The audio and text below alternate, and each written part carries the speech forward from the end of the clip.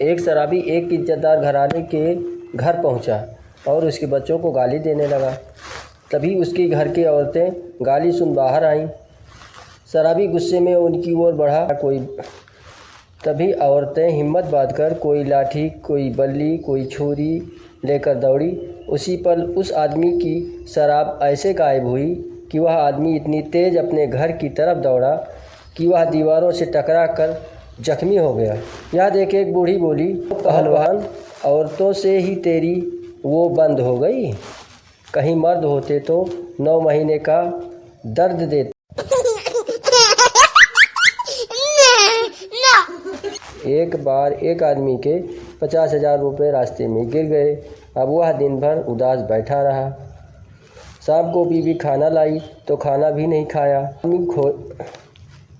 जब आदमी सोया तो उसे नींद भी नहीं आ रही थी। यह देख बीवी बोली, जो होना था वह हो गया, अब उसे भूल जा, ऊपर वाला फिर पैसे देगा। आ मेरे पास एक बार वो कर, अभी ऑटोमेटिक नींद आ जाएगी। पति बीवी की बात मान गया और उसे नींद भी आ गई। जब जागा तो पत्नी से बोला, तुम्हारे अंदर बहुत सी कला है। पत्नी बोली, इसी कला से तो हमने मर्दों को छला है, नहीं तो मर्द जात किसी की सुनते कहाँ हैं। अपने आगे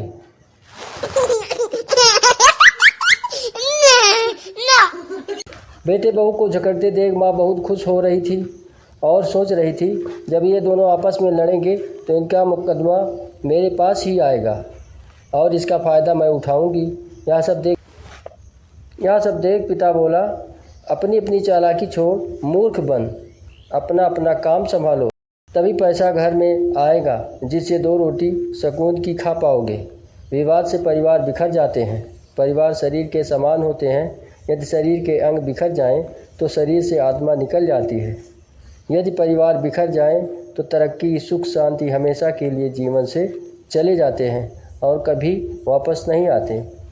चाहे पछताकर दोबारा वो खूंटे में फंसाकर मर जाओ।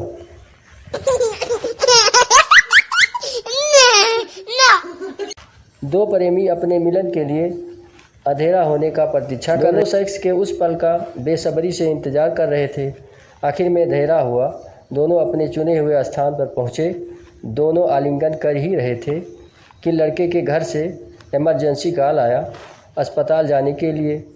प्रेमी घर जाने लगा। इस पर प्रेमिका बोली, अगर बिना मेरे तन की आग बुझाए चला गया तो मैं ये आग किसी और से बुझवा लूँगी।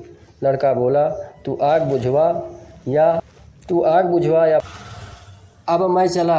एक्सीडेंट का मामला है, कहीं घर का परिवार मर गया बिना दवा के तो पाप लगेगा मुझे और मेरा परिवार बिछड़ जाएगा। हमेशा के लिए कर्तव्यहीन हो जाऊंगा। तू मुझे डराती है, सब्र। अगर तूने कुछ किया तो मैं दूसरी को अपना लूँगा। रहना, मैं सरकारी सर्विसमैन हूँ, कोई आवारा नहीं, जहाँ चाहूँ मुँह मारता फिरूँ।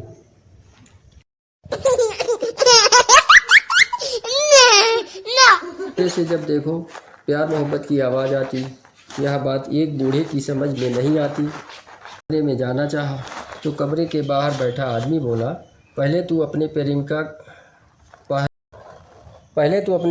को ला, तब कमरे में जाने को पाएगा। तुझे दिखता नहीं ये फैमिली रेस्टोरेंट है, यहाँ पर सब अपनी अपनी प्रेमिका में व्यस्त है।